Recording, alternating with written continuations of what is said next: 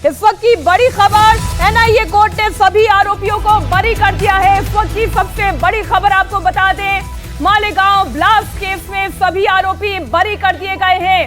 साध्वी प्रज्ञा समेत सभी 7 आरोपी बरी कर दिए गए हैं। इस वक्त की सबसे बड़ी खबर, आखिरकार 17 साल के बाद इस मामले में फाइनल वर्डिक्ट आया है। साध्वी प्रज्ञा ठाकुर समेत 7 आरोपी इस मामले में बरी किए गए हैं।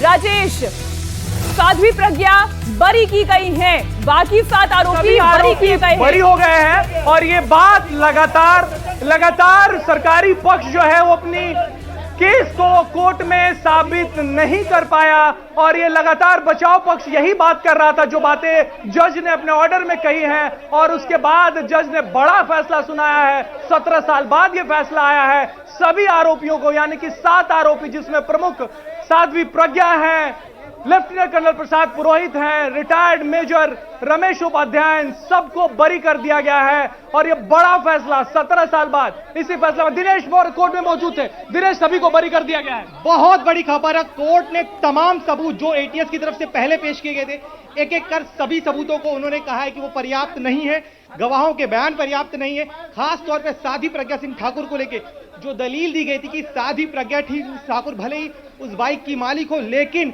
उस बाइक घटना के वक्त वो बाइक उसके पोजीशन में थी, इसको लेकर साबित करने में सरकारी पक्ष नाकाम रहा है।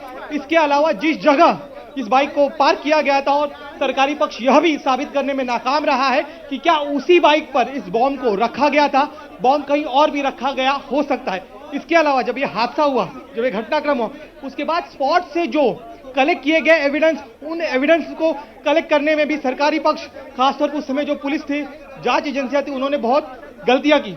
चेसी नंबर की बात चल रही थी कि जब जिस बाइक में ब्लास्ट की बात कह रही थी महाराष्ट्र एटीएस, उसमें चेसी नंबर इरेज किया हुआ था। एफएसएल से भी वो हासिल नहीं हो पाया था।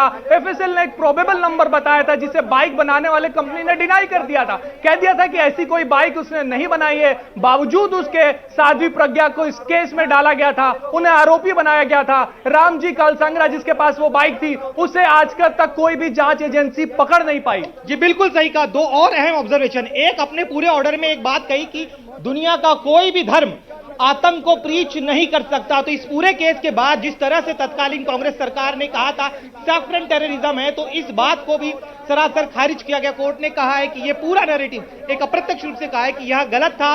इसके साथ ही में कर्नल पुरोहित जिनके जरिए सेना को इस पूरे केस में लाया गया था, उन्होंने कहा कि जो दावा किया गया था तत्कालीन एटीएस की तरफ से कि आरडीएक्स जो वो ट्रांसपोर्ट करके कश्मीर से लाए गए और प्रसाद पुरोहित के घर पर जो है उसे असेंबल किया गया था, तो इसे भी साबित करने में पूरी तरह से नाकाम रही है। इसके अलावा घटनास्थल पर जो कभी भी कोई जुर्म होती, घटना होती है, जो एविडेंस कलेक्ट करने में जो बारीकियां होनी चाहिए, उन बारीकियों का पालन नहीं किया गया। तो हर एक जगह जो लैप्सेस थे, पहले एटीएस की तरफ से जो लैप्सेस किए गए थे, हर एक लैप्स का बहुत डिटेल विस्तार से कोर्ट ने आज अपने ऑर्डर में डिक्टेशन दिया है। जी देखिए, जब कोर्ट का डिटेल जजमेंट आएगा, तुमसे उसमें एमसीओसीए लगाना और यूएपीए लगाना, दोनों के खिलाफ बातें कही जाएंगी। पहले एमसीओसीए हटाया गया और उसके बाद यूएपीए हटाया गया। एमसीओसीए लगाने के पीछे महाराष्ट्र एटीएस की सोच यह थी कि जो आरोपियों से बयान लिए जाएंगे और जो गवाहों से बयान लिए जाएंगे वो कोर्ट में एडमिसिबल होगा, वो कोर्ट में मान्य होगा। लेकिन जैसे ही वो एमसीओसीए हटा मीनाक्षी,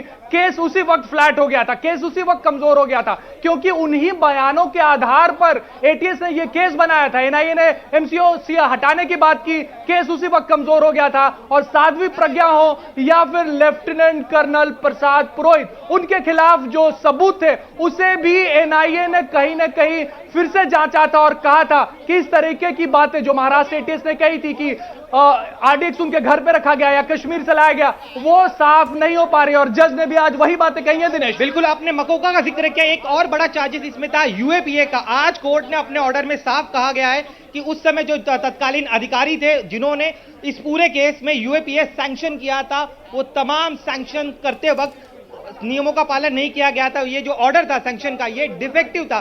तो यूएपीए भी इस केस पर पूरी तरह से गिर जाता है। इसके अलावा जो बैठकों का दावा किया गया था कि मध्य प्रदेश में बैठक हुई थी, इसके अलावा एक अन्य जगह पर बैठक हुई थी, इन बैठकों को प्रूव करने में पूरी तरह से सरकारी पक्ष नाकाम रहा है। एक और अहम चीज, इस बैठकों के दौरान जिन गवाहों के आधार पर यह दावा किया जा रहा था कि वो उस समय बैठक में मौजूद थे और उसी बैठक में जब साजिश रची जा रही थी, तो उन गवाहों ने उस साजिश की बातों को सुना था। लेकिन जब ट्रायल चला, उस ट्रायल के दौरान ये तमाम गवाह अपने बयान से मुकर गए, तो उन्होंने कहा कि उन पर दबाव डालकर यह बयान लिया गया था कि उस समय साजिश की बैठकों के दौरान वो मौजूद थे। तो ये भी जो दलील थी वो पूरी तरह से खारिज हो गई। जी देखिए, बैठकों की दो बात मैं आपको साफ कर दूं। बैठकों की एक सीडी थी जिस पर महाराष्ट्र एटीएस ने एक केस बनाया था। उनका कहना था कि लेफ्टिनेंट कर्नल प्रसाद पुरोहित बैठकों को रिकॉर्ड किया करते थे और उसकी सीडी महाराष्ट्र एटीएस के पास थी। लेकिन एनआईए के पास जब वो सीडी आई तो वो सीडी टूटी हुई थी, जिसके वजह से यह साफ नहीं हो पाया कि आखिर बैठक हुई है या नहीं हुई है।